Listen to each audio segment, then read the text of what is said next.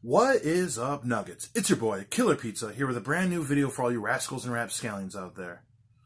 Now, I just woke up not too long ago. As you guys know, at my shoot job, I work second shift, but I actually got some mail yesterday that I'm going to open right now. Always nice to get a little mail. Now, I know exactly what this is. This is a pre-order through Scream Factory I've been waiting on for a while. It was delayed a little bit, but my tracking said this wasn't supposed to be here until Monday, and it got here on a Friday. Today's a Saturday, and by the time you're watching this will be a Sunday. So let's open it up. Always nice getting packages directly through Scream Factory. Oh, man. Gotta love when you see that Shout Factory, Scream Factory wrap. All right. Now, what we have here for today's review, dog barking, don't mind that. We have the collector's edition of Alone in the Dark. Look at that beautiful artwork. Slipcover. Now, this is a 1982 horror movie written and directed by Jack Sholder.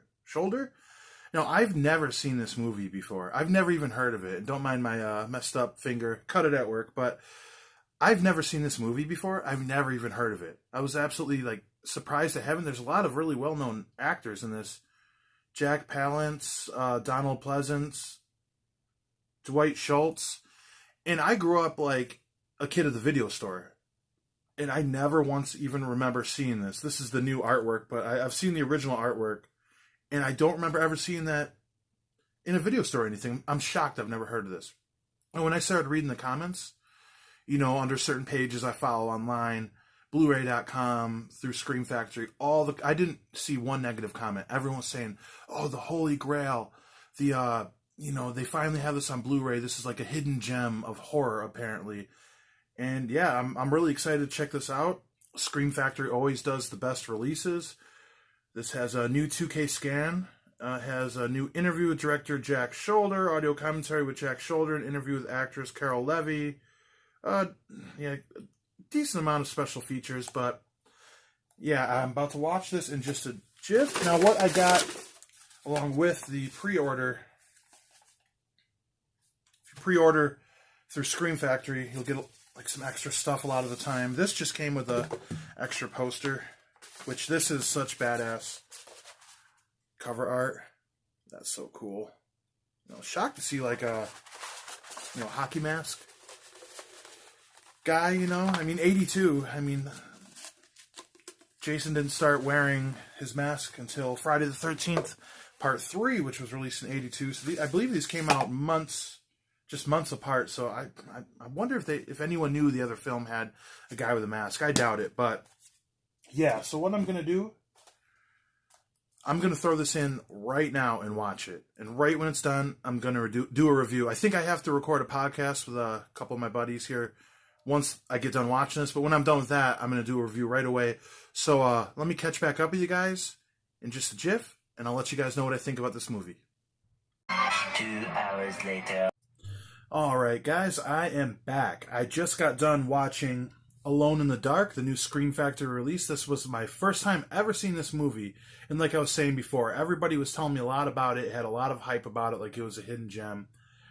And yeah, it was exactly that. This was a pretty good movie. Just to give you an idea on the plot, it's about a doctor who moves to a new town. He's taking a new job as the head doctor at an insane asylum. And they have these certain inmates on the third floor, as they say, that are the most dangerous.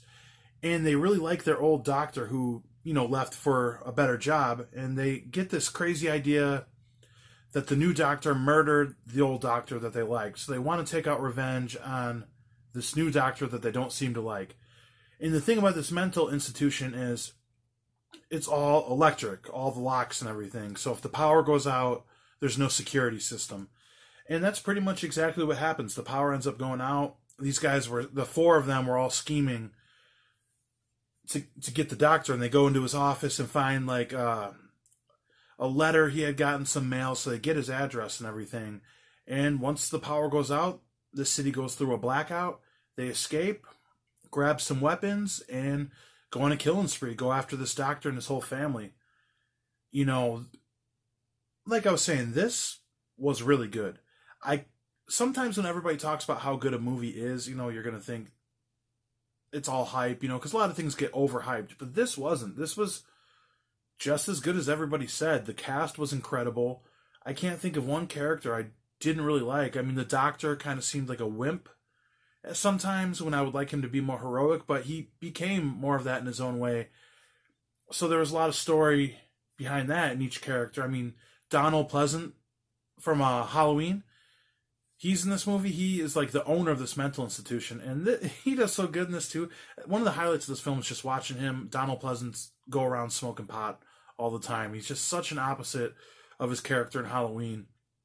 And yeah, all these inmates, the 4 inmates, were all equally as creepy and good. There was an military guy, an old pastor who used to burn down churches. We have a big pedophile guy, and this serial killer, the one with the hockey mask on, known as the bleeder, that he gets a nosebleed when he kills people or whatever. So these 3, you know, like I said, there's riots going around town, and when they break out of this mental institution, they go in there and they steal all these weapons, a crossbow, a gun, knives, axe, and all this stuff.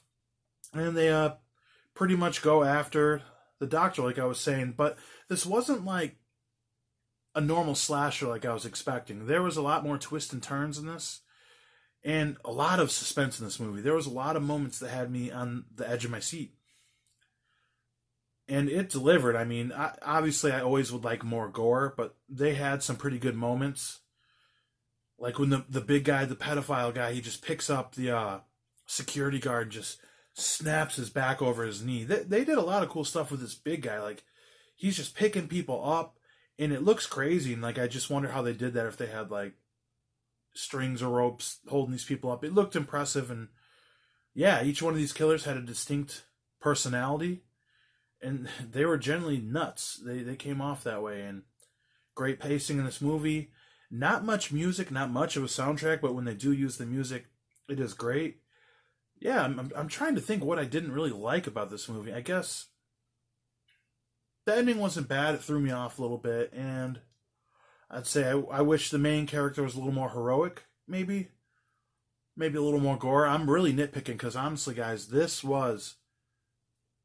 I'll have to think about it later, through the week when I let it simmer. But as of right now, you know, this was one of the better horror movies I've seen in a long time, and I'm shocked I've never seen this before. All-star cast, you get good character development between each one of them, fun kills.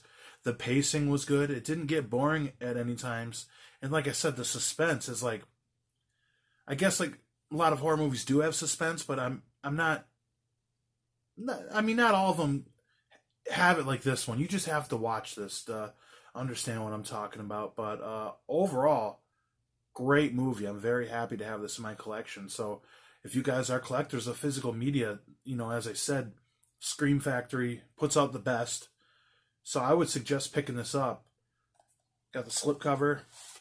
And what Scream Factory does a lot too is they'll have reversible sleeves. So that's the original artwork. So I could, you know, flip this over and throw it in here. Sometimes I like to go to the original if I have the slip. So it's 2 different artworks, you know, but I really, really like this artwork. So I'll just keep the slip.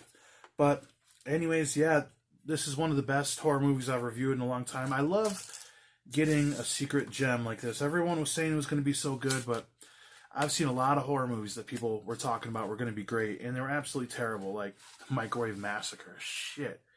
That was terrible. But anyways, yeah, I would highly suggest this to any fan of horror. If you guys are doing a 31 Days of Horror, make sure you add this, and I highly suggest it. You won't be disappointed. Other than that, like, comment, share, leave in the comments if you've seen this, if you got any other movies you would suggest me checking out. Other than that, Blood Guts Gore. I will check you guys next time.